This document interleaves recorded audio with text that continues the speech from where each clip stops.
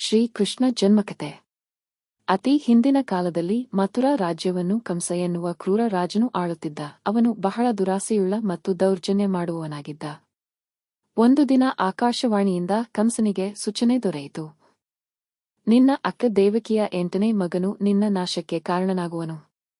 ಇದನ್ನು ಕೇಳಿದ ಕಂಸ ಭಯಪಟ್ಟು ದೇವಕಿ ಮತ್ತು ಅವರ ಪತಿ ವಸುದೇವರನ್ನು ಕಾರಾಗೃಹಕ್ಕೆ ಹಾಕಿದನು. ದೈವಿಕ ಮಧ್ಯರಾತ್ರಿ. ದೇವಕಿಗೆ ಒಬ್ಬೊಬ್ಬರಾಗಿ 7 ಮಕ್ಕಳಾಗಿದ್ದರು. ಆದರೆ ಕಂಸನು ಅವರಿಗೆ ಜೀವ ಬಿಡಲಿಲ್ಲ. 8ನೇ ಮಗ ಹುಟ್ಟಬೇಕಾದ ರಾತ್ರಿ ಅದ್ಭುತ ಸಂಭವಿಸಿತು. ಕಾರಾಗೃಹ ಬೆಳಕಿನಿಂದ ತುಂಬಿತು. ವಸುದೇವ ದೇವಕಿಯ ಬಂಧಗಳು ಸ್ವತಃ ತುಂಡಾದವು. ಕಾವಲುಗಾರರು ಗಾಢನಿದ್ರೆಗೆ ಜಾರಿದರು. ಮಧ್ಯರಾತ್ರಿ ವಿಷ್ಣುವು ಸ್ವರೂಪ ದರ್ಶನ ನೀಡಿ ತಾನೇ 8ನೇ ಮಗನಾಗಿ ಜನಿಸುವುದಾಗಿ ಹೇಳಿದರು. ಆ ಕ್ಷಣದಲ್ಲಿ ದೇವಕಿಗೆ ಶ್ರೀಕೃಷ್ಣ ಅವತರಿಸಿದರು. ನೀಲಕಂಗಳು, ದಿವ್ಯ ಕಿರಣ, ನುಸುಕು ನಗು. ದೈವಿಕ ಶಿಶುವಿನಂತೆ.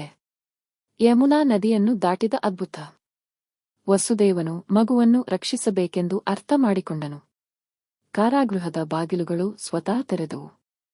ದೇವವಾಣಿಯಂತೆ ವಸುದೇವನು ಶಿಶು ಕೃಷ್ಣನನ್ನು ಒಂದು ಗೂಡಿಗೆ ಇಟ್ಟು ಗೋಕಳ ಕಡೆ ಹೊರಟನು. ಯಮುನಾ ನದಿಗೆ ಕಾಲಿಟ್ಟಾಗ ನೀರು ಕಡೆಯತ್ತ ಸರಿಯಿತು. ಮಳೆಯು ಸುರಿಯುತ್ತಿದ್ದರೂ ಆದಿಶೇಷ ತನ್ನ ಅನೇಕ ಫಣಗಳನ್ನು ಹರಡಿ ಕೃಷ್ಣನನ್ನು ಕಾಪಾಡಿದನು. ಗೋಕಳದಲ್ಲಿ ಯಶೋದೆಯ ಮನೆ. ಆ ರಾತ್ರಿ ಯಶೋದ ನಂದರಿಗೆ ಕೂಡ ಒಂದು ಹೆಣ್ಣುಮಗು ಹುಟ್ಟಿತ್ತು. ವಸುದೇವನು ಕೃಷ್ಣನನ್ನು ಯಶೋದೆಯ ಹತ್ತಿರ ಇರಿಸಿದ. ಆ ಹೆಣ್ಣುಮಗುವನ್ನು ಎತ್ತಿಕೊಂಡು ಮತ್ತೆ ಮಥುರೆಗೆ ಹಿಂತಿರುಗಿದ.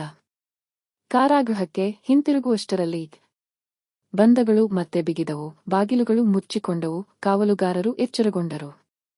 ಕಂಸನು ಆ ಮಗಳನ್ನು ಹಿಡಿಯಲು ಯತ್ನಿಸಿದಾಗ ಆ ಮಗಳು ಯೋಗಮಾಯಾ ದೇವಿಯಾಗಿಯಲ್ಲಿ ಪರಿವರ್ತನೆಗೊಂಡು ಹೇಳಿದಳು, ನಿನ್ನ ವಿನಾಶಕ ಈಗಾಗಲೇ ಬೇರೆಡೆ ಹುಟ್ಟಿದ್ದಾನೆ. ಇದೇ ಶ್ರೀಕೃಷ್ಣನ ಅವತಾರದ ಆರಂಭ.